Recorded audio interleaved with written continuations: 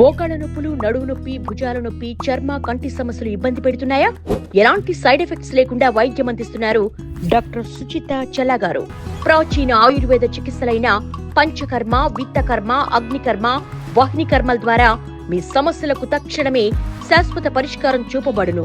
Online registration కోసం సంప్రదించాల్సిన phone నంబర్లు 912154335152, 9849654447. నమస్కారం అండి సత్యమూర్తి గారు. నమస్కారం జర్నలిస్టులు గారు.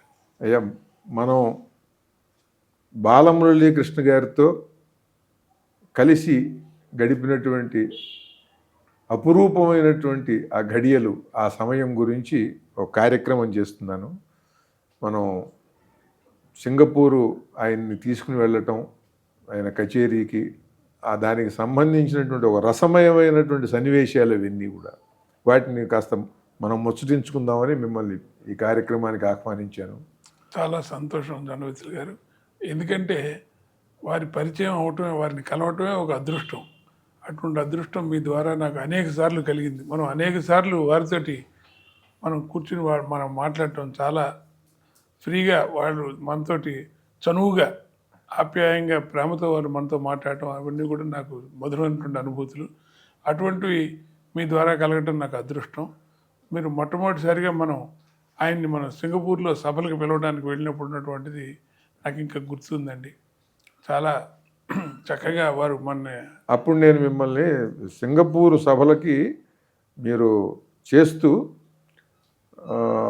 మరి ఎవరెవరిని పిలవాలనుకున్నప్పుడు బాలమురళి గారిని పిలవాలి. ఆయన ఒకసారి నేను ఆయన కలిశానండి. కలిసి గొప్ప గొప్ప శతావధానులు, అష్టావధానులు, సహస్రావధానులు అందరి సమక్షంలో మీకు ఒక సన్మానం చేయాలని నాకు ఒక కోరిక, మీరు ఒప్పుకోవాలండి అని అడిగాను. 75 సంవత్సరాల అడిగాను నేను అని చెప్పాను మీకు. చెప్తే ఆయన అన్నారు, తప్పకుండా, అంతకన్నా ఆశీస్సులు ఏముంటాయి అన్నారు ఆయన. అంతకన్నా ఆశీస్సులే ఉంటాయి అన్నారు ఆయన. ఆ విషయం మీకు చెప్పా. మీరు చెబితే మీరు ఆ భాగ్యం మా సింగపూర్ వాళ్ళకి కలిగించండి అన్నారు. వెళ్ళాము. వెళ్ళినప్పుడు మీ అనుభవం ఏమిటి అక్కడ ఆయనతో మాట్లాడాను? ఆయన ఏం చేస్తారు, నన్ను ఇంతవరకు ఎవరు పిలవలేదే, ఏ తెలుగు సంఘం వాళ్ళు పిలవలేదే, మీరు పిలుస్తున్నారేంటి ప్రత్యేకంగా, అదేంటి గురువు గారు మిమ్మల్ని పిలవకపోవడం ఏంటంటే, ప్రపంచంలో అన్ని దేశాలు తిరిగే ఒక్క తెలుగువాడు పిలవలా. అక్కడికి ఎవరో పిలుస్తారు, తమిళలో, కన్నడ వారో, మలయాళం వాళ్ళు. అప్పుడు వీళ్ళు వచ్చి నన్ను పిలుస్తారు అని గుర్తుందా మీకు? అవునవును. ఇప్పుడు మీరెందుకు వచ్చారు అన్నాడు. ఆ అపకీర్తి తెలుగు వాళ్ళకు ఉండకుండా ఉండటానికి వచ్చామండి అని చెప్పాం. అటువంటి మొట్టమొదటి అవకాశం మాకు ఇవ్వండి ఒక తెలుగు సంఘంగా అని చెప్పి అడిగాం మనం. ఆయన ఏం చేస్తారు అంటే, మీరు ఏమిటి కార్యక్రమం అంటే, గురువుగారు మీ అక్కడ కవులతోటి మీకు సన్మానం చేయించి మీకు గండపెండేరం తొడుగుదాలని ఉందండి అని చెప్పి మనం అడగటం. గండపెండేరం ఎవరేస్తారని అడిగారు. అంటే అక్కడ ఒక కంపెనీ సీఈఓ ఒక ఆయన. అదే మనకు ఉన్నటువంటి పెద్దవాళ్ళు సింగపూర్లో అప్పుడు ఉన్నటువంటి వాళ్ళు, ప్రకాశ్రావు గారని, లేకపోతే పెద్దవాళ్ళు చౌదరి గారు కానీ, ఇలా ప్రొఫెసర్ గారు, వీళ్ళు వేస్తారండి, ఎవరో ఒకళ్ళు పెద్దవాళ్ళు చెట్టు గండపెండేరం చేస్తామంటే, అప్పుడు ఆయన ఒక మాట, ఆయన ఒక నిమిషం ఆగండి, లోపలికి వెళ్ళి ఒక చిన్న ఫోటో తీసుకొచ్చారు. ఫోటో తీసుకొచ్చి మనకు చూపించారు.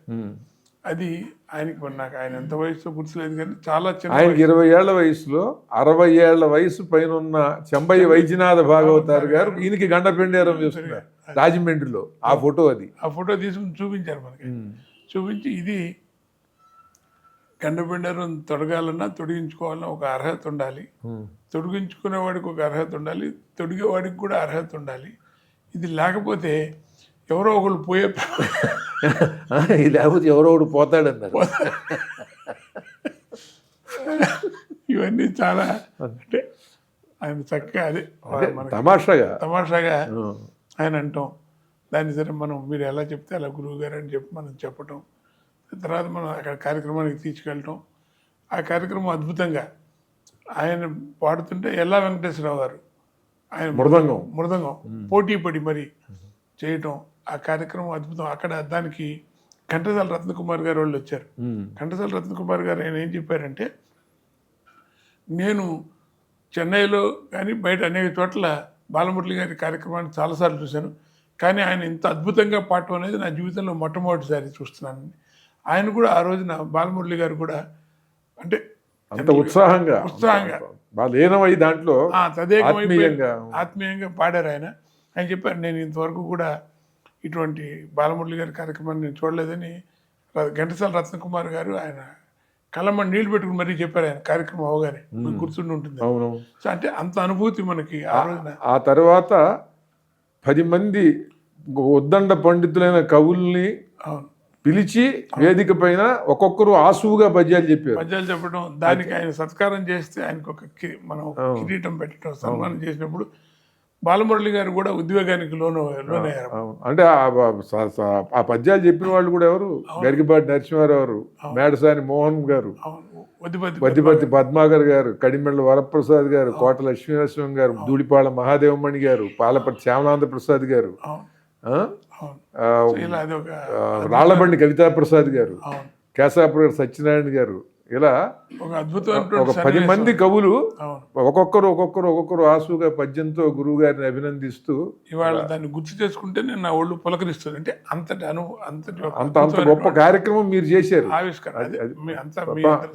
ప్రపంచ వేదికల మీద జరిగిన ఒక విశిష్టమైన ప్రత్యేక కార్యక్రమం ఉండేది. అది ఇట్లా జరగదుగా.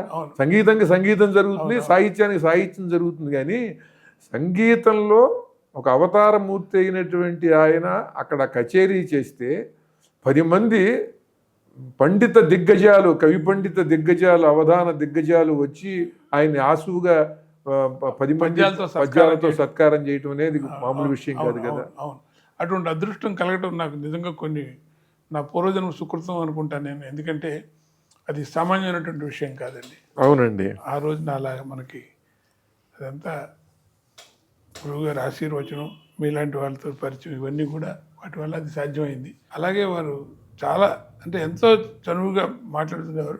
మనం ఒకసారి మీకు గుర్తుందో లేదో ఆయన దగ్గరికి వెళ్ళినప్పుడు రాజకీయాల గురించినటువంటి మాటలు వచ్చినప్పుడు ఆయన, చంద్రబాబు నాయుడు నాకు క్యాబినెట్ ర్యాంక్ ఇచ్చాడు, ఇప్పుడు రాజశేఖర రెడ్డి రాగానే తీసేశారు అంటే ఏమిటి? చంద్రబాబు వరకు నాకు సంగీతం వచ్చు, ఇప్పుడు రాదు, ఇలాగే ఉంటాయి రాజకీయాలు. గుర్తుందా మీకు? గుర్తుంది ఆయన. అంటే నిజానికి రాజశేఖర రెడ్డి గారికి ఇన్ని తీయాలనే ఉండదు. ఆయన ఎంతో మందికి, ఆయన ఆశ్రయించిన వాళ్ళకి ఎంతో మందికి బోళ్ళంత మందికి పదవులు ఇచ్చారు. అప్పుడున్న ఆ పరిస్థితుల్లో మరి ఏదో కారణం వల్ల తీశారు. కానీ అలా జరగకూడదండి. ఇప్పుడు నేను చెప్పే అంశం విని రాజకీయ నాయకులు ఎవరైనా సరే, నాయకులు కానీ పార్టీల వాళ్ళు ఎవరైనా సరే, ఒక మహానుభావుడు, ఒక అవతారమూర్తిని ఒక గవర్నమెంట్ నియమిస్తే, ఒకవేళ గవర్నమెంట్ మారింది అనుకోండి, ఇంకో సంవత్సరమో 6 నెలల్లో ఉంటారు. వాళ్ళని తీసేయటం వల్ల ఇప్పుడు ఎలా మిగతా చైర్మన్ కార్పొరేషన్ వాళ్ళని ఎలా మారుస్తారో ఆ రకంగా మార్చేశారు.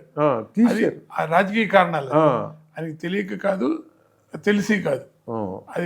అది కానీ అంటే అంత జాగ్రత్తగా చూసుకోవాల్సిన అవసరం ఉన్నది. లేకపోతే ఎంతో మందికి ఎన్నో చేశాడనిపించుకున్న రాజశేఖర రెడ్డి గారికి ఈ మచ్చ ఉండిపోయిందిగా ఇప్పుడు. అవును, అదే ఇది కొంచెం అలాగే మీకు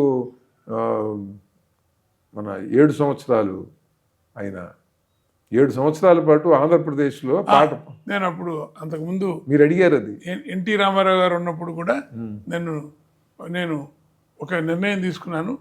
నేను ఎన్టీ రామారావు గారు ఉన్నంత వరకు నేను ఆంధ్రదేశంలో పాడను అని చెప్పి, ఎవరు నష్టపోయారంటే నేను అమాయకంగా తెలుగు వాళ్ళు నష్టపోయారు గురువు గారు అన్నా. నేను గుర్తుందో లేదు. అవును, తెలుగు వారు నష్టపోయారు కాదు, నేను నష్టపోయాను. వాళ్ళు నా సీడీలు క్యాసెట్లు పెట్టుకుని హాయిగా వాళ్ళు వినేశారు. నష్టపోయింది ఆర్థికంగా నేను అని ఏదో ఒక సామెత కూడా చెప్పారు. నన్ను కూడా అన్నారు. మీరంతా కూడా మీరు ఎవరైనా ఒక సంపాదకుడికి, ఒక పత్రిక వాడికి ఒక ఉత్తరం రాశారా, ఇది తప్పు, ఆయన్ని పిలవండి, ఆయన పిలిపించండి అని అటు రామారావు గారికి కానీ ఒక పత్రిక కానీ మీరు ఏమైనా రాశారా అని నన్ను కూడా చూపించన్నారు. ఆయన ఎన్ని కచేరీలు కోల్పోయారు, ఎంతమంది రసజ్ఞులు మీలాగా కావాలనుకునే వాళ్ళు ఉంటారు, వాళ్ళందరికీ దూరం అయ్యాను కదా 7 సంవత్సరాలు అని అన్నారు. ఇవన్నీ మహానుభావుడు చాలా ఆప్యాయంగా మనతో ఆయన మనసులో ఉన్న విషయాల్ని చాలా ఓపెన్ గా పంచుకున్నారు. ఆయన చాలా విషయాలు మనతో ఆయన చాలా ఓపెన్ గా పంచుకున్నారు. గొప్ప వ్యక్తి అండి. అటువంటి వ్యక్తిని మనం వాళ్ళు గుర్తు చేసుకోవడం కూడా మనకు చాలా అదృష్టం. మీరు కూడా సింగపూర్లో పరమాద్భుతంగా 80 మంది కళాకారులను తీసుకుని వెళ్ళి వాళ్ళ కవులు పండితులందరినీ అంత అద్భుతంగా చేశారు. మీలాంటి వాళ్ళు అక్కడ కార్యక్రమం చేశారు కనుకనే నేను కూడా బాలమురళి గారిని పిలుద్దామండి అనటం కానీ ఆయన దగ్గరికి వెళ్ళటం, ఆయనతో నాకు ఈ అనుబంధం కలగటానికి మీలాంటి వారు కారణం. అలాగే తెలుగు వెలుగులు దుబాయ్ అజిత్ గారు, ఆయన కూడా గురువు గారిని మీరు పిలవాలి అని అంటే నేను ఇలా చెప్పాను. ఆయన వెళ్ళి దుబాయ్లో పరమాద్భుతంగా ఆయన కచేరీ చేశారు. ఎందుకంటే ఆ సాహిత్యాన్ని సంగీతాన్ని అభిమానించి మీలాగా అద్భుతమైన కార్యక్రమాలు పెట్టినటువంటి వారు కూడా దీనికి కారణం. ఒకసారి ఈ కార్యక్రమంలో మనం ఒకసారి ఆయనతో ఉండేటువంటి ఆ బంధం, ఆ అనుభూతులు ఒకసారి మళ్ళీ మనం పంచుకుందాం అని పిలిచారు. చాలా సంతోషం అండి. ఎందుకంటే ఆ తర్వాత ఆ కార్యక్రమం మనకు జరిగిన తర్వాత అదే విశాఖపట్నంలో ఒక సభ జరిగినప్పుడు మాశర్మ గారు అది తెలుసుకున్నాక నేను సింగపూర్లో ఉండగానే ఫోన్ చేసి మీరు ఈ కార్యక్రమం బాలమురళి గారికి సత్కారం జరుగుతుంది రావాలండి అంటే నేను దానికోసం ప్రత్యేకించి రావడం జరిగింది. ఆ సభలో మీరు పెద్దలు బేతవోలు రామబ్రహ్మ గారు, అలాగే శివానందమూర్తి గారు అంతా మా ఉద్దండులంతా కూడా పాల్గొన్నారు, కరిగిపాటి వారు అంతా. ఆ సభలో నాకు కూడా పాల్గొనేటువంటి అదృష్టం కలిగించారు. సో మీరు మాశర్మ గారు అక్కడ నేను అప్పుడే నేను కొంచెం కొత్తగా పద్యాలు రాయటం, మీ యొక్క ప్రోత్సాహంతో పద్యాలు రాయటం, ఒక పద్యాన్ని రాసి నేను ఆ సభలో జరగటం. ఆ పద్యం గుర్తుంటే చెప్పండి. ప్రయత్నం చేస్తానండి. భాసుర సంస్కృతి మధుర భావ రసాకృతి మంగళాకృతి బాసర భారతి మహతి భవ్య విలాస సరాగ సంస్కృతి భూసుర నీది కీర్తి ఇలా పొంగెను సుస్వర గంగరీతిగన్ భూసుర నీదు కీర్తి ఇలా పొంగగ సుస్వర గంగరీతిగన్ శ్రీసుతు వ్రాసె మా నుదుట శ్రీకరమౌ రసగాన యోగములు. బాగుంది. బ్రహ్మ శ్రీసుతుడు అంటే మేము పురంధరదాసు ఉన్నప్పుడు కానీ లేకపోతే అన్నమయ్య ఉన్నప్పుడు కానీ త్యాగయ్య ఉన్నప్పుడు కానీ మేము లేవు, మేము వాళ్ళని చూడలేదు, వాళ్ళ యొక్క కీర్తనలు వినేటువంటి ఒక అదృష్టం కూడా మాకు కలగలేదు. కానీ ఇవాళ బ్రహ్మదేవుడు రాసినటువంటి రాత వల్ల మీరున్నప్పుడు మేము ఉండటం, ఆ యొక్క వినేటువంటి ఒక అదృష్టం మాకు కలగటం మా యొక్క అదృష్టం అని చెప్పి నేను చెప్పినప్పుడు ఆయన ఇది కార్యక్రమం అయిపోయాక నాకు ఆ పద్యం రాసేవారు అని చెప్పటం నాకు బాగా గుర్తుంది. గరికపాటి వారు అయితే అయ్యా మీరు సింగపూర్లోనే ఉండిపోండి, ఇక్కడికి వచ్చి మీరు పద్యాలు రాసి మా పొట్ట కొట్టగానే అని కూడా ఆయన ఒక చెలోక్తి కూడా విసిరారు. మీకు గుర్తుండి ఉంటుంది ఆ సభలో. ఇంకా అది మనకు వీడియోలో కూడా లభ్యం అవుతుంది. మా శర్మ గారి ఈ కొప్పరపు కౌలు. సో అంటే అటువంటి ఒక అనుభూతి ఆయనతో, గొప్ప అనుభూతులు ఆయనతో మనకి ఉన్నాయి. ఆ తర్వాత మనం కలిసి వారితో భోజనాలు చేయటం, సరదాగా మాట్లాడుకోవడం. చాలా సార్లు వెళ్ళాం, మాట్లాడుకున్నాం మద్రాసులో కూడా. అవునవును. సో ఆయన చాలా సంతోషించేవారు. ఎప్పుడే మీ మీద ఆయనకి చాలా మంచి వాత్సల్యం. నా కోరిక ఏంటంటే ఆయన నా ఎదురుగుండానే మీతోటి మీరు ముందుకు తీసుకెళ్ళాలి దీన్ని అనేటువంటి చెప్పింది. అంటే ఆయన డైరెక్ట్గానే చెప్పారు, అన్యోపదేశంగా కూడా కాదు. మీరు ఎందుకంటే మీరు పాడేవారు, మీరు పాడుతుంటే ఆయన పాడినట్టుగా ఆయనకు అనిపించేది, మాకు అనిపించింది కదా, ఆయనకు అనిపించేది. మీరు దీన్ని ముందుకు తీసుకెళ్ళాలి. నా యొక్క రిక్వెస్ట్ ఏంటంటే ఈ సందర్భంగా మీరు అంటే అసాధ్యమేం కాదు, మీరు గాత్ర కచేరీలు చేయాలి. అమ్మో, ఆంధ్రదేశంలో లేదు, అమ్మో కాదండి. ఎందుకంటే మనకి ఈ జన్మకి దాన్ని విని ఆనందించడమే తప్ప, ఎందుకంటే గురువు గారు ఆదేశం అండి అది.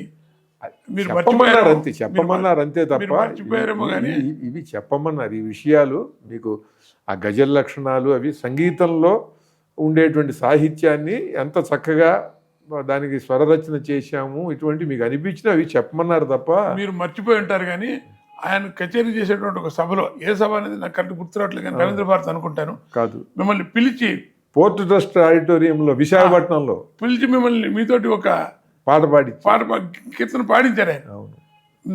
నాలా పాడతారని చెప్పి మరి పాడించారు ఆయన. మీకు గుర్తుందా లేదా అది? మీరు పాడారు. అంటే ఇవన్నీ అంటే ఇప్పుడు పిల్లలవి ముద్దుగా ఉంటాయండి. వాళ్ళు ఎట్లా అమృతం బాలభాషణం అని అట్లా ఆయనకున్న వాత్సల్యానికి నేను ఎంత ఇదిగా అన్నా నా కవిత్వం ఆయనకి ఇష్టం, చాలా నన్ను బాగా ఆశీర్వదించేవారు. అది నా అదృష్టం తప్ప ఈ జన్మకి మనం, ఎందుకంటే నేను ఆయనతోనే అన్నాను కదా, మీరు పాడితే మీరు 22 శృతుల్లో ఏ శృతిలో ఉన్నా పాడగలరు మొత్తం మీరు కీర్తన, నేను ఒక పాటలోనే 22 శృతులతో పాడతానని. అందుకని ఇప్పుడు కూడా నాకు అదే స్థితి ఉంది, నాకు తెలుసు. కానీ ఏదో ఒక్కొక్కసారి కుదురుతుంది, ఒకసారి కుదరదండి. ఎందుకంటే మన దృష్టి దాని మీద ఉండదు కదా, శృతి మీద వాటి మీద ఆ సాధన లేదు. మీరు మాట్లాడితే కూడా ఆయన మాట్లాడినట్టుగా ఒక అది నాకు ఆయన పట్ల ఉన్న ఆరాధనా భావం అది, అంతే తప్ప అదేమి ఇమిటేషన్ కాదు అది.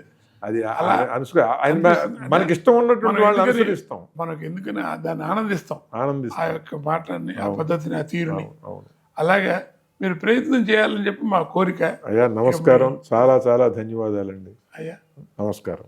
సంతోషం అండి. నమస్కారం.